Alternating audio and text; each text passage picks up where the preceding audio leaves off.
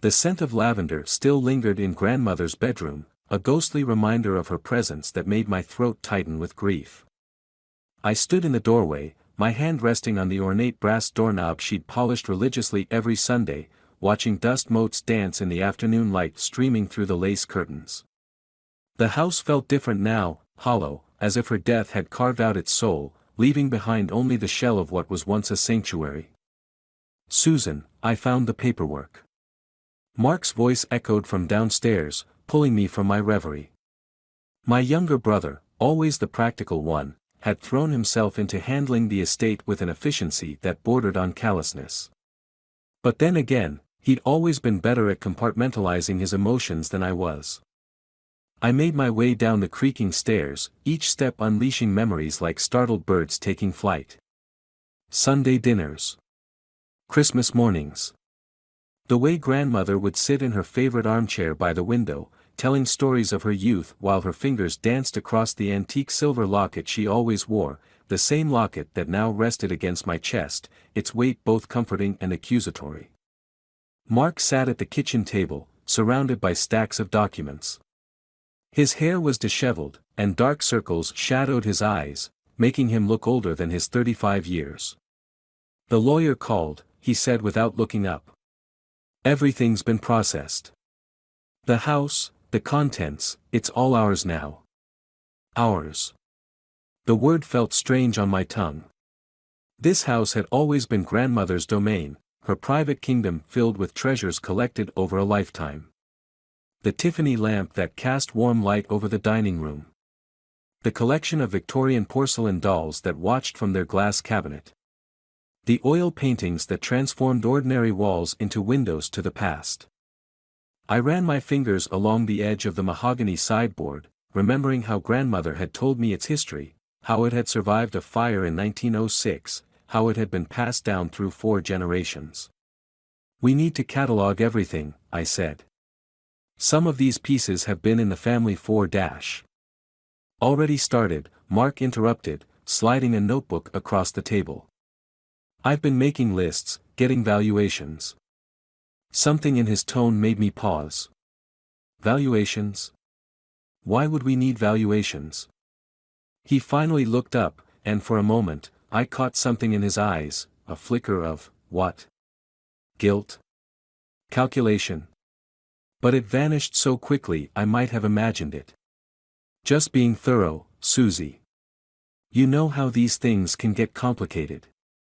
I wanted to press him further, but the grandfather clock in the hall chimed 4, its deep resonance filling the silence between us. Grandmother had always said that clock knew secrets, that its steady ticking was the heartbeat of the house, witnessing everything that happened within these walls. Later that evening, as I climbed the stairs to what would be my bedroom for the next few weeks, something felt off. The house's familiar rhythm seemed somehow discordant, like a symphony where one instrument had fallen out of tune.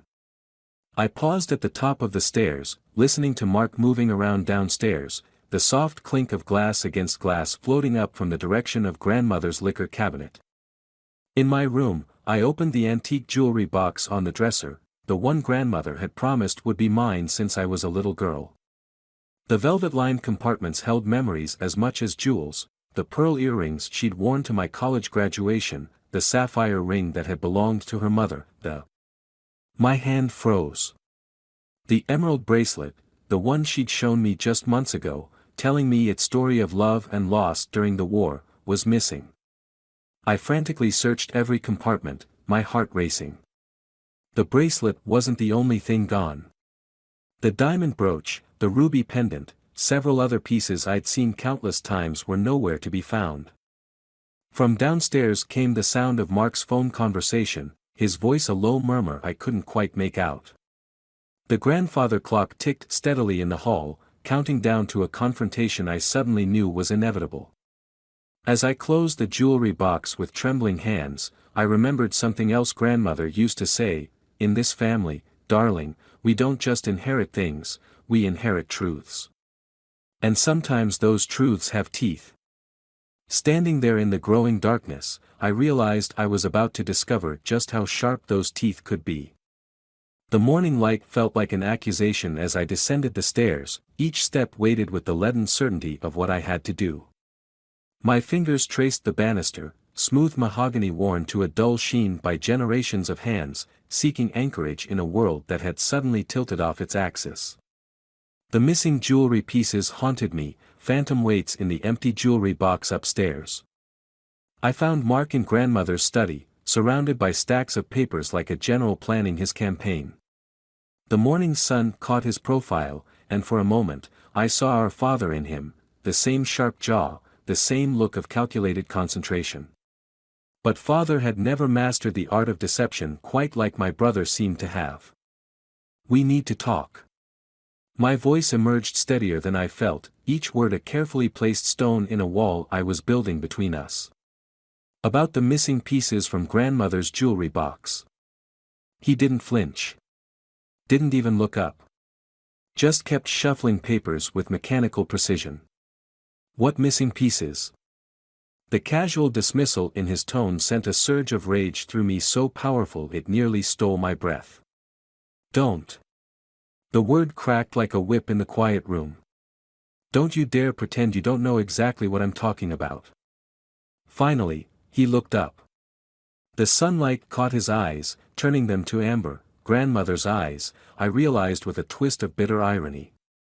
She'd always said Mark had inherited her steel beneath that amber gaze. "Susan," he began, his voice taking on that patronizing tone he'd perfected since childhood, "you're upset. Grief does strange things to memory dash. The emerald bracelet." I cut him off, advancing toward the desk. "The diamond brooch. The ruby pendant. The sapphire earrings mother always coveted." Should I continue? Something shifted in his expression, subtle, like watching a door slowly close. He leaned back in grandmother's leather chair, her chair, and steepled his fingers. "I sold them." The words fell between us like stones into still water, ripples of shock expanding outward until they crashed against the shores of my composure. "You what?" "I sold them." He repeated it with a calm that felt like violence. "To pay off some debts. Important debts, Susie. The kind that don't wait for grief to pass or estates to settle." I gripped the edge of the desk, my knuckles turning white. "Those pieces weren't yours to sell. They belonged to both of us, they were our heritage, our memories dash. They were assets." His voice hardened. "Assets that could solve real problems. Do you think grandmother would have wanted me to lose everything? To watch her grandson's life implode over gambling debts when the solution was sitting in a velvet box gathering dust?" The revelation hit me like a physical blow. Gambling debts. The words tasted like ash. "You've been gambling again? After what happened last time, after father had to dash?" "This isn't about father." Mark surged to his feet, his composure cracking. "This is about family. About protecting what matters. Yes, I made mistakes. Yes, I got in deep. But everything I did to keep this family from scandal. To protect our name. Our name." I laughed, the sound brittle as breaking glass. "You sold our grandmother's legacy to bookies and loan sharks, and you dare talk about protecting our name? You don't understand." He ran his hands through his hair, pacing now. "It's more complicated than that. There are things you don't know, things about grandmother that dash." "Then enlighten me." I planted my feet, refusing to back down. "Tell me what possible justification you have for stealing from your own family." He stopped pacing, turning to face me with an expression I'd never seen before, something between desperation and determination. "The gambling, it wasn't just about the thrill. I was trying to raise money for something specific. Something important. Something that could change everything about how people remember her." "Remember who?" "Grandmother." The pieces weren't fitting together, leaving jagged edges that cut at my understanding. "I found something in her papers." He moved to the filing cabinet, pulling out a thick manila envelope. Something that changes everything we thought we knew about her past. About who she really was.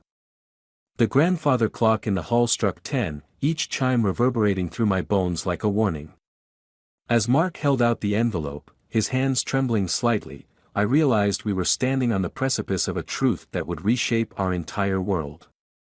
The morning sun caught the dust motes between us, turning them to floating embers in the heavy air. I reached for the envelope, my fingers brushing against his.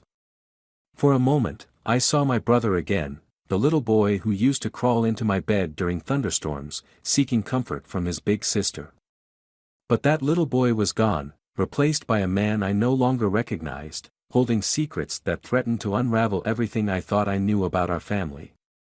The envelope felt impossibly heavy in my hands, weighted with revelations I wasn't sure I was ready to face. But as I began to open it, a sudden crash from upstairs shattered the tension, followed by the sound of breaking glass and unfamiliar footsteps. The crash upstairs crystallized time into a single, razor-edged moment. Mark and I locked eyes across the study, the manila envelope forgotten between us as heavy footsteps echoed through the ceiling.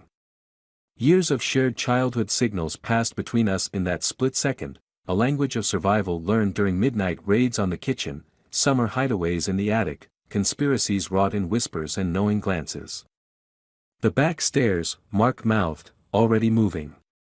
But I stood frozen, my mind racing through inventory like a desperate curator, the Waterford crystal in the dining room, the Baroque paintings in the hall, the countless precious remnants of our grandmother's life that still remained. How much more would disappear into the maw of Mark's secrets? The footsteps moved toward the master bedroom, grandmother's room. Something inside me shifted, a tectonic plate of rage grinding against the bedrock of betrayal. Without thinking, I grabbed the heavy brass letter weight from the desk and moved toward the main staircase. "Susan, don't." Mark's harsh whisper carried the same tone he'd used when I'd confronted him about the missing jewelry, that mixture of condescension and barely contained panic that now felt like a match to gasoline. I turned to him, my voice low and steady. "More of your debt collectors, Mark.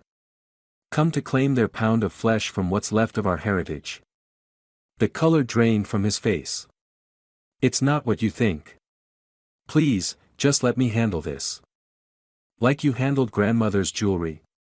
The words tasted like copper in my mouth. "Like you're handling whatever truth is hiding in that envelope." Above us, a door creaked open. The sounds had purpose now, deliberate movement, the soft scrape of drawers being opened. My grip tightened on the letter weight as I started up the stairs, each step a decision, each moment a crossroads between the woman I had been, the one who trusted, who believed in family above all, and the one emerging from the chrysalis of disillusionment. "Wait." Mark grabbed my arm, his fingers trembling against my skin. "There's something you need to know first. About grandmother. About why I really needed the money." I jerked away from him, the motion sending the envelope tumbling from his other hand. Papers spilled across the stairs like autumn leaves, and among them, photographs. Black and white images that caught the light and held stories I couldn't quite grasp. One landed face up at my feet, grandmother, decades younger, standing beside a man I didn't recognize. She wore the emerald bracelet, the one Mark had sold, and her expression carried a weight I'd never seen in any family album. The photograph blurred as memories rushed in, grandmother's voice, thick with emotion, telling me about the bracelet. "Some jewels carry more than monetary value, dear heart. They carry stories, stories that sometimes need to stay buried." I bent to pick up the photo, but Mark's sharp intake of breath stopped me. There was fear in his eyes now, real fear, not the calculated kind he'd shown earlier. "Susan, please. Once you know, you can't unknow. And some secrets." He swallowed hard. "Some secrets protect more than just reputations." The footsteps above had stopped. In the sudden silence, the grandfather clock's ticking seemed to grow louder, marking time between heartbeats, between choices, between the comfortable lies of the past and whatever truth waited in those scattered papers. "Protection?" I laughed softly, the sound carrying no mirth. Like you protected her jewelry? Her legacy? Tell me, brother, what exactly are you protecting by selling off pieces of our history? His response was cut short by a new sound from above, the distinct click of a camera shutter. Understanding dawned like a cold sunrise. These weren't debt collectors. This was something else entirely. I looked down at the photograph again, really seeing it this time. The man beside grandmother, something about his stance, his features. The emerald bracelet caught the light in the old photo exactly as it had when she'd last shown it to me, whispering words I hadn't fully understood. Sometimes, darling, the most dangerous inheritance isn't what's in the safety deposit box, it's what's hidden in plain sight. The floorboards creaked overhead, and in that moment, I made my choice. I stepped away from Mark, toward whatever waited above, the letter weight solid in my hand. Behind me, my brother's voice cracked with desperation, "Susan, stop. You don't understand, I'm trying to protect her reputation. The truth about what happened in 1962. About what she had to do." But I was already moving, each step carrying me closer to a revelation that would either vindicate my brother's betrayal or shatter what remained of our family's carefully constructed facade. The truth waited above, in rooms heavy with history and shadows, and I was finally ready to face it, whatever the cost. The staircase seemed to elongate with each step, stretching like a spine of ancient wood beneath my feet. My universe had contracted to the weight of the brass letter weight in my hand and the thunderous drumming of my heart. Every family portrait I passed felt like an accusation, generations of eyes watching this moment of unraveling with mute judgment. Behind me, Mark's footsteps followed like echoes of conscience, but I was beyond heeding their warning. The truth had become a tangible thing now, a current in the air that raised the fine hairs on my neck and pulled me forward with the inexorable force of tide against shore. Whatever waited in grandmother's room, whatever secrets lay scattered in those photographs below, I was finally ready to face it with eyes unclouded by childhood devotion. The landing creaked beneath my weight, and the sounds from the master bedroom ceased. In that pregnant silence, I could almost hear grandmother's voice, a memory so crisp it cut. "The truth, my dear, is like surgery, sometimes we must break to heal." How many layers of meaning had been buried in her words, in her careful lessons about family and loyalty. I reached for the doorknob, its brass cool against my palm. Mark's hand caught my shoulder, his fingers trembling with urgency. "They're journalists," he whispered, voice raw. "From the Tribune. They've been digging into her past, trying to expose what happened during the museum scandal." The museum scandal. Two words that sent my mind reeling back through years of careful omissions and changed subjects. Grandmother had been a curator there in the early 60s, resigned suddenly for health reasons, or so the family story went. Another carefully curated truth, it seemed, in a gallery of comfortable lies. Why now? I turned to face him, studying the features we shared, searching for any remnant of the brother I thought I knew. After all these years? Because I made it worse. The confession fell from his lips like drops of blood. I tried to buy their silence with the jewelry money, but they just kept digging. Found connections I didn't even know existed. About grandmother, about the man in that photograph, Thomas Winchester. The name hit me like a physical blow. Winchester. The prestigious family whose art collection had been the museum's crown jewel. The name grandmother would never speak, though it had hung in the air like smoke whenever the museum was mentioned.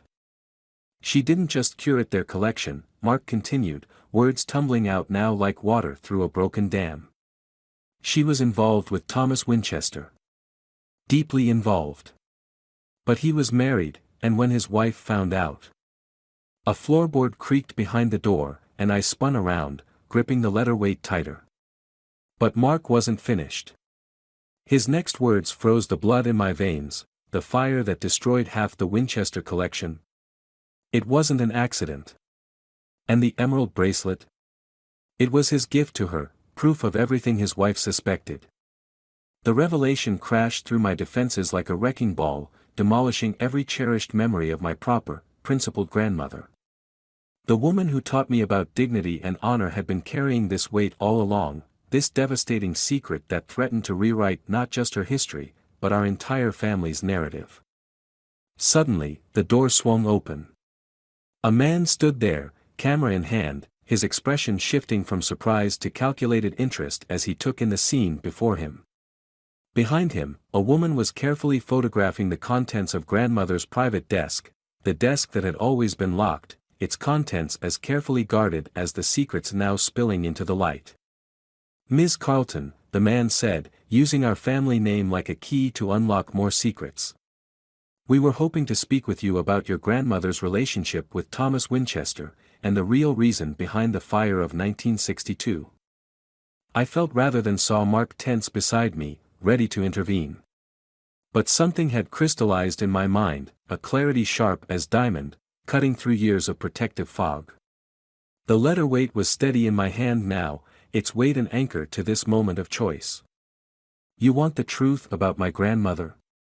My voice emerged stronger than I expected, carrying an authority that surprised even me. "Then let's talk about truth, all of it. Including why you're breaking and entering instead of requesting an interview." The journalist's smile faltered, but his camera remained raised. "We have sources confirming that Thomas Winchester's wife didn't die of natural causes in 1963. And your grandmother's sudden resignation, followed by her mysterious inheritance." Sources. The word tasted bitter. Like my brother here, who sold our family treasures trying to protect a secret he barely understands. Mark's sharp intake of breath behind me confirmed everything. He hadn't just sold the jewelry to pay gambling debts, he'd been trying to buy silence, to protect a legacy he thought he understood. But standing there, facing down these invasive strangers in my grandmother's private sanctuary, I realized that legacy was built on something far more complex than scandal or shame. The woman at the desk had stopped photographing, her attention caught by something she'd found. As she began to pull a bundle of letters from a hidden compartment, I saw the familiar elegant handwriting on the uppermost envelope, and my world tilted once again. The date on the letter was 1963, months after Mrs. Winchester's death.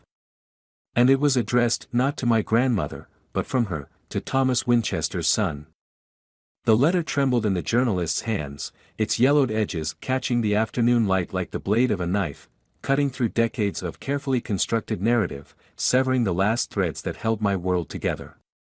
Each word that fell from her lips as she began to read transformed the air into something thick and unbreathable, heavy with the weight of revelations I wasn't prepared to bear. "My dearest James," the letter began, and in those 3 words, I heard my grandmother's voice with devastating clarity. "What I must tell you about your mother's death will change everything you believe about your father, and about me." The brass letter weight slipped from my nerveless fingers, striking the hard wood with a dull thud that echoed through my bones. Mark's sharp intake of breath behind me was a symphony of guilt and shock. He hadn't known about this letter, hadn't anticipated this particular skeleton in our family's crowded closet. His desperate gambit with the jewelry, his clumsy attempts at damage control, suddenly seemed like child's play in the face of what was unfolding. "Stop reading." My voice emerged as something foreign, a steel blade wrapped in silk. The transformation I'd felt building inside me crystallized in that moment, hardening like amber around this new reality. "That letter isn't yours to read. None of this is yours to expose."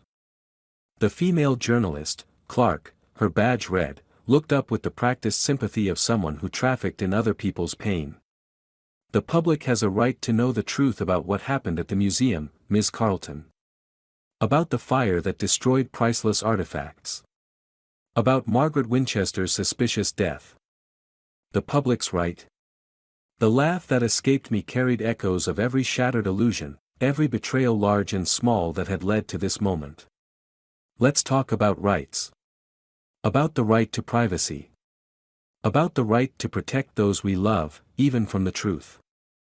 I moved toward them with deliberate steps, my shadow stretching across the floor like spilled ink. The male journalist raised his camera, but something in my expression made him lower it again. In that moment, I understood something fundamental about power, about how it flows not from physical strength or moral authority, but from the absolute certainty that comes with having nothing left to lose.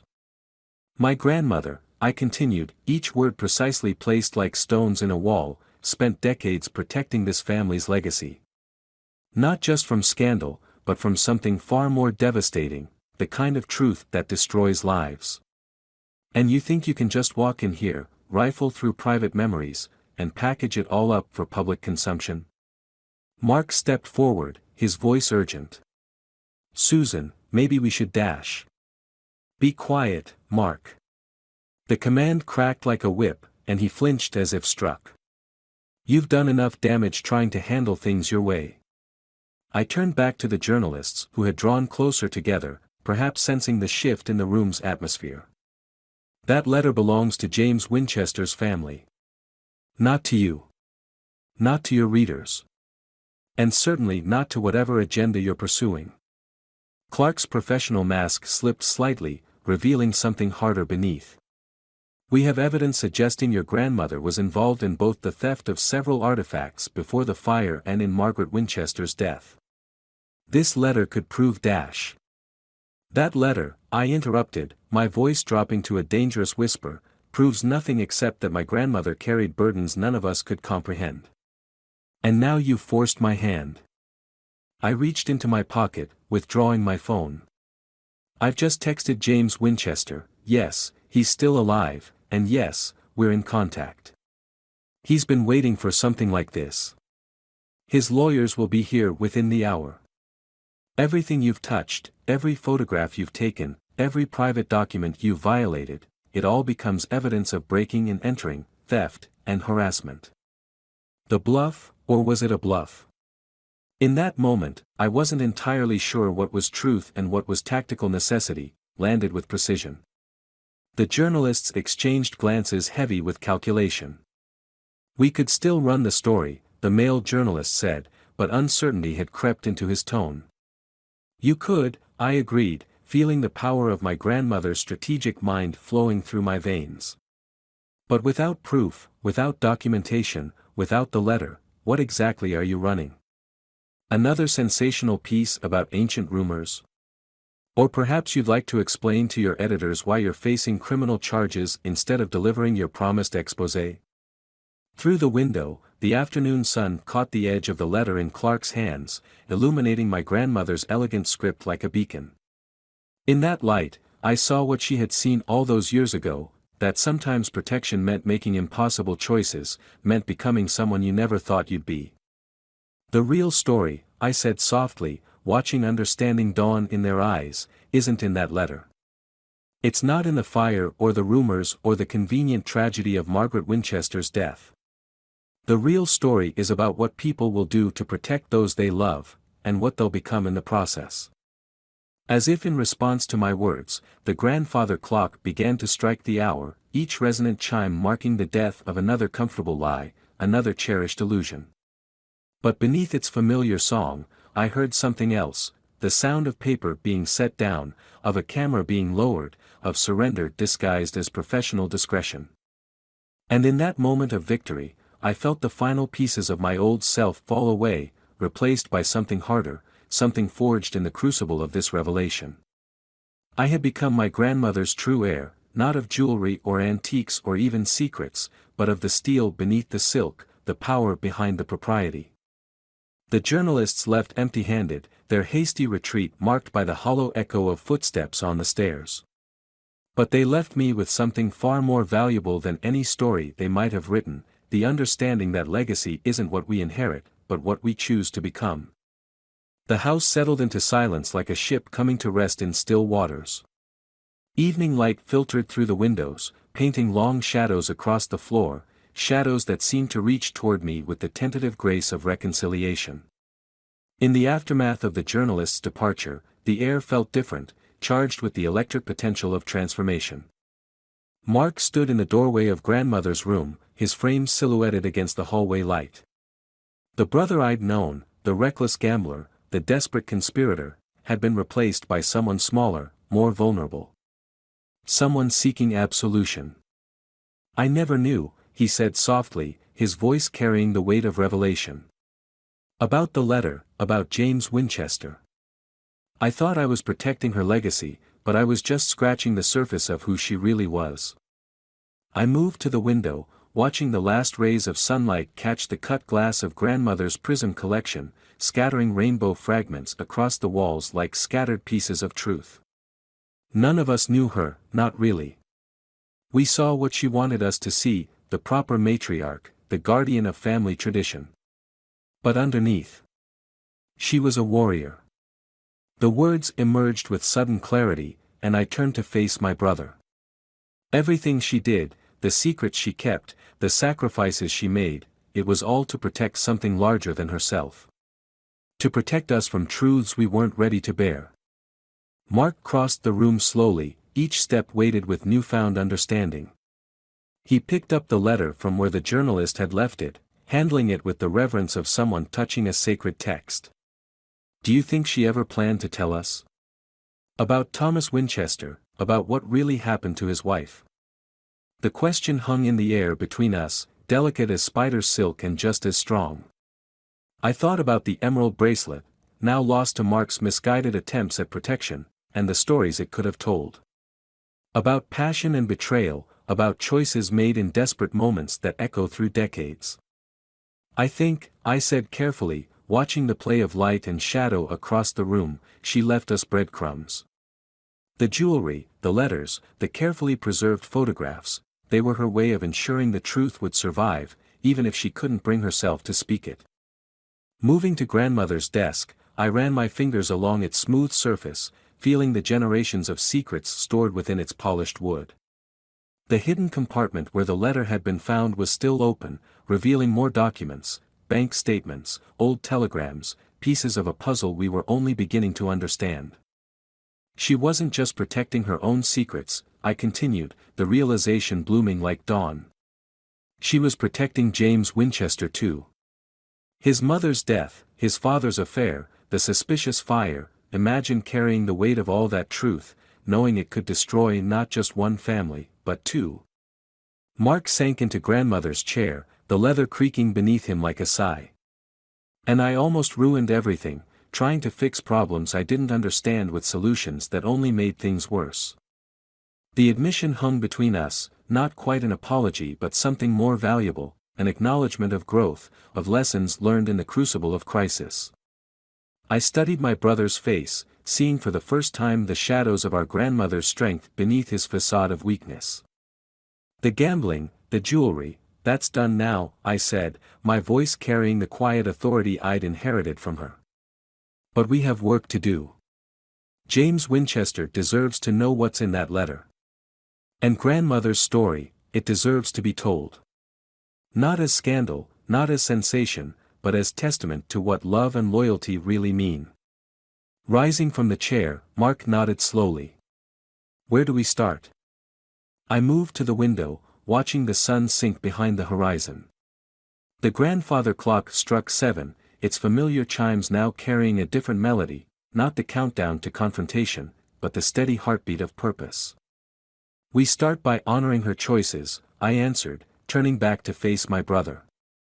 By understanding that sometimes the greatest act of love is knowing which secrets to keep, and which ones to finally bring into the light. In the growing darkness, I felt grandmother's presence more strongly than ever, not as the proper society matron I'd known, but as the complex, fierce woman she truly was. A woman who had faced impossible choices and made them anyway, who had carried the burden of truth with grace and steel. The prisms caught the last light of day, sending one final cascade of colors across the room. In that spectral display, I saw our path forward with perfect clarity. Mark and I would become the guardians of a different kind of legacy, one built not on pristine appearances, but on the messy, complicated truth of human hearts. Together, we began the careful work of sorting through the desk's contents, each document a piece of our grandmother's carefully constructed armor. And as night settled over the old house, I felt something settle in my soul as well, an understanding that sometimes the greatest inheritance isn't in the things we receive, but in the truths we choose to carry forward.